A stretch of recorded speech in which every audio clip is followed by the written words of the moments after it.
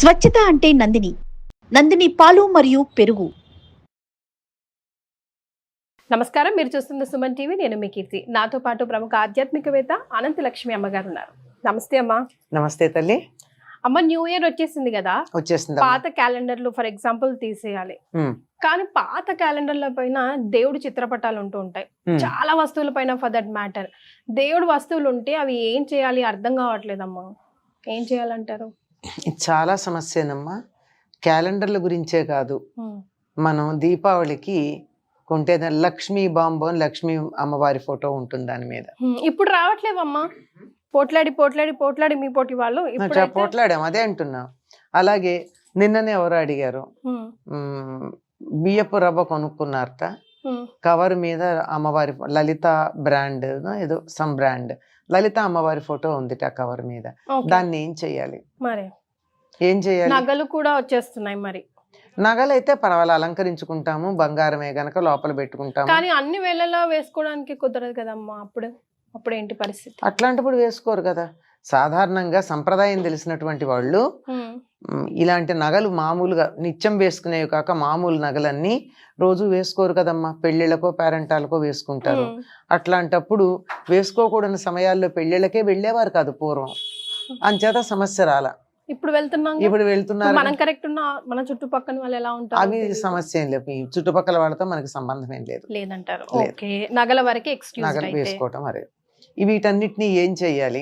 అలాగే శుభలేఖలు. మీరు క్యాలెండర్లు ఒకటే చెప్తున్నారు. ఒక్కొక్క శుభలేఖ ఎంతంత ఖరీదు ఉంటుందమ్మా.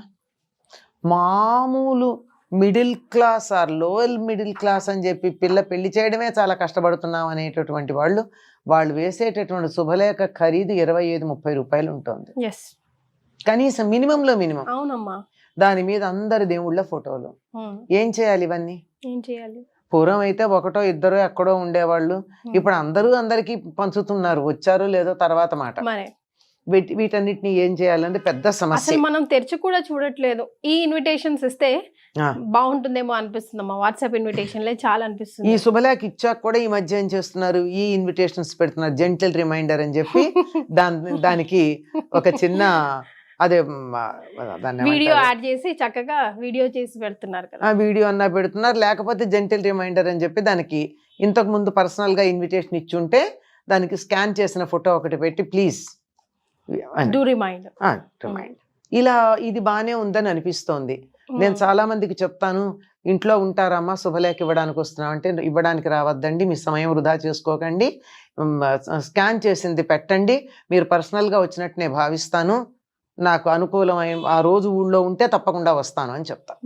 నిజంగానే పెడతా కూడా, అదేం పట్టింపు లేదు, ఫోన్ చేసి చెప్తే చాలు. ఇప్పుడు ఇవన్నీ కాకుండా ఇవన్నీ పెడితే ఏం చేస్తారు? ఎవరింటికన్నా వెళ్ళి చూస్తే ఏం కనపడుతుందమ్మా? చాట కనపడకపోతే పెళ్లి శుభలేఖ మీద చెత్త ఎత్తేటటువంటి సందర్భాలు చాలా చూస్తున్నారా లేదా? అవునమ్మా, నిజమే కదా. అలాంటివన్నీ కనపడుతున్నాయి. వీటన్నిటి నుంచి ఏం చేయాలని చాలా మందికి సందేహం.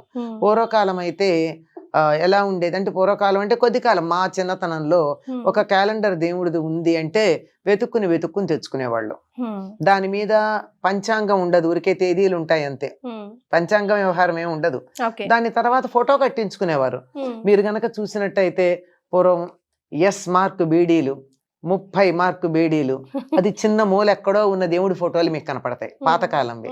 అంటే వాళ్ళు అలా వేసేవాళ్ళు, వీళ్ళు కట్టించుకునేవాళ్ళు. ఇప్పుడు అట్లా కాదు కదా. ప్రచారం కోసం ప్రతి వాళ్ళు ఫోటోలు క్యాలెండర్లు వేస్తున్నారు. అలాగే శుభలేఖలు, అలాగే అనేకమైనటువంటి వస్తువుల తాలూకు అన్ని వీటన్నింటివి మీద ఉంటున్నాయి. వీటిని ఏం చేయాలన్నది ఎప్పటికైనా సమస్యగానే ఉంది. ముందు ఉన్న వాటిని చూస్తూ ఏం చేయాలో తర్వాత చెప్పుకుందాం. ఉన్న వాటిని ఏం చేయాలంటే వీటన్నింటినీ తీసుకుని చక్కగా ఒక మంచి రోజు ఒక ఫుల్ బకెట్లో నీళ్లు పెట్టి ఆ నీళ్లలో నానబెట్టండి.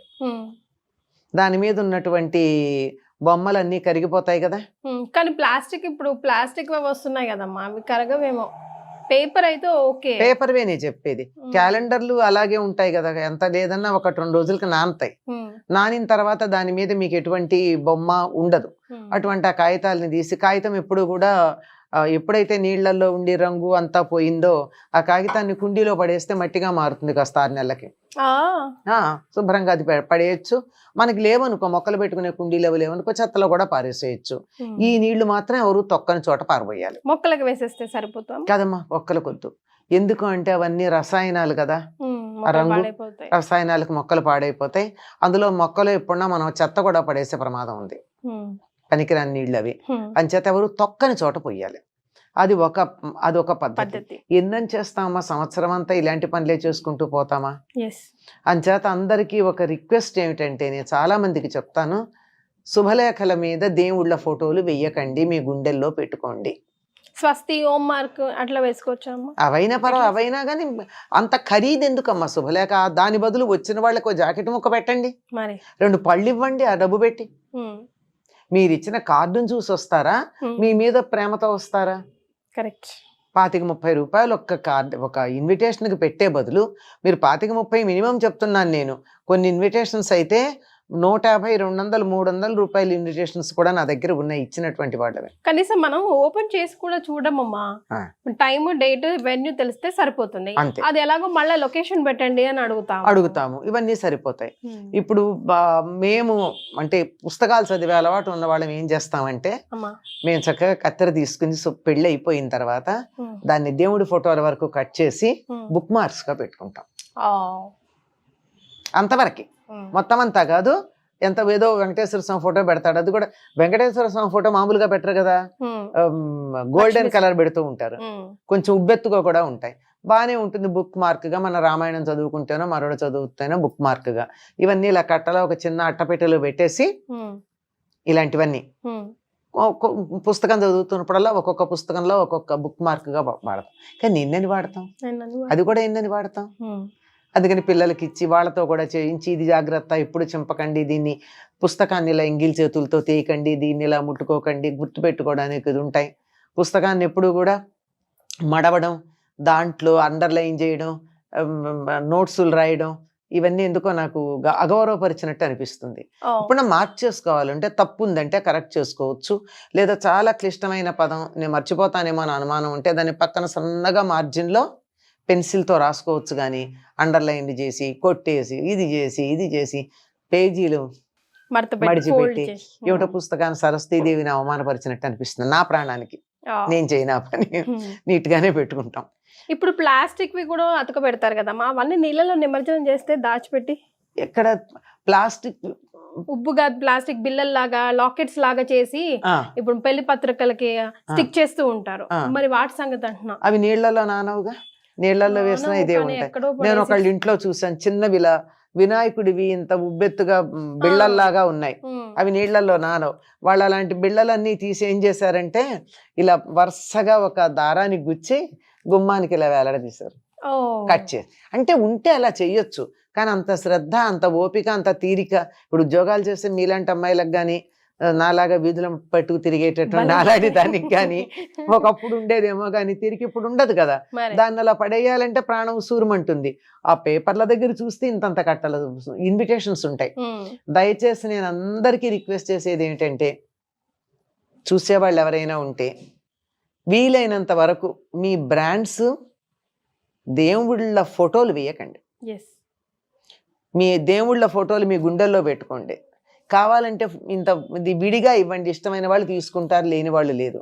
మీరు ఎవరినన్నా చూసారమ్మా జీసస్ ఫోటో వేసినటువంటి ఒక బ్రాండ్ వస్తువు ఎవరైనా క్రిస్టియన్స్ వేయగా చూసారా? వాళ్ళ నుంచి అవి ఎందుకు నేర్చుకోం మనం? అలాగే అల్లాహ్కి సంబంధించింది ఏదన్నా రాసింది ముస్లిమ్స్ వేయగా మీరు చూసారా? బుద్ధుడి బొమ్మతో బుద్ధిస్టులు వేసింది ఏదన్నా కనపడుతోందా? లేదే.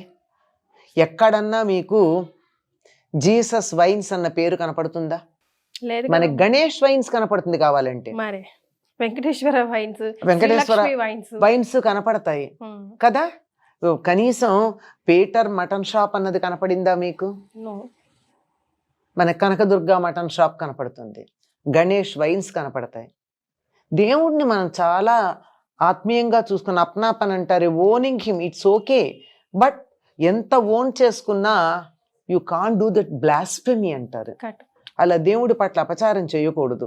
దేవుడి పేరు చెప్పి ఏదైతే మనం పనికిరాని అనుకుంటున్నామో తప్పనిసరి సామాజిక తప్పిదాలవన్నీ, అటువంటి వాటికి దేవుడి పేరు ఎందుకు పెట్టుకుంటాం? మీరు ఎక్కడన్నా చూసారా? ఒక్కటి నేను అడుగుతున్నాను. లేదమ్మా, నిజమే. మీరు అంటుంటే ఆలోచిస్తుంటే నిజమే కదా.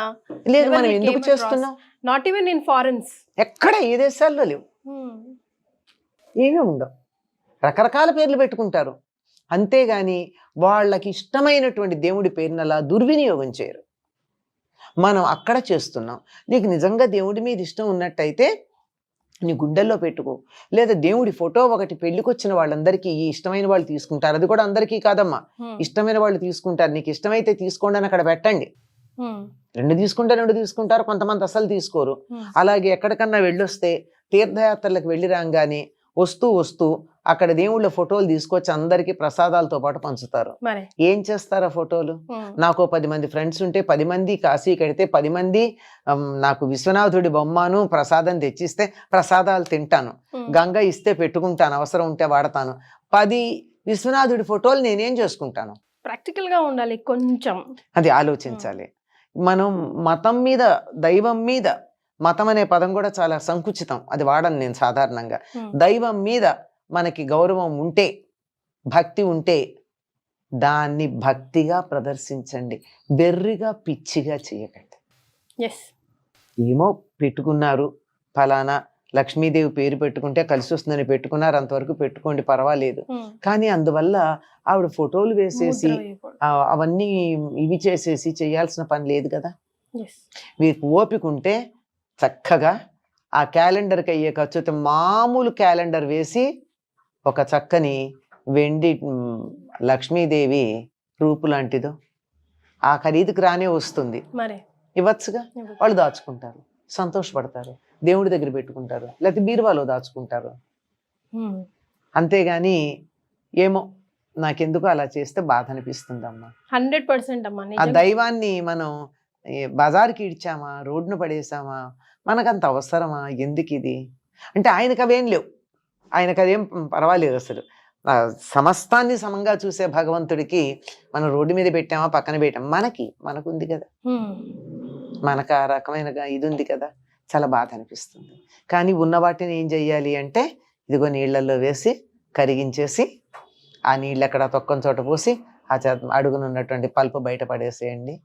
లేదా ఓపిక ఉన్నటువంటి వాళ్ళు బుక్ మార్క్స్ గా కట్ చేసి, అప్పుడు కొద్దిగా ఉండేవి గనక చేసేవాళ్ళం. ఇప్పుడు రోజుకు 100 వస్తూ ఉంటే ఏం చేస్తాం? చేయగలిగినంత చేస్తాం, లేనటువంటి వాటిని అక్కడ పెట్టుకుంటాం. విన్నారు కదా అమ్మ చెప్పింది, కాస్త ఆలోచించండి. మీరు విన్నది, నేర్చుకుంది అమ్మ ద్వారా, ఈ వీడియో ద్వారా 10 మందికి షేర్ చేయండి. చాలా సంతోషం అమ్మ, ధన్యవాదాలు. నమస్తే.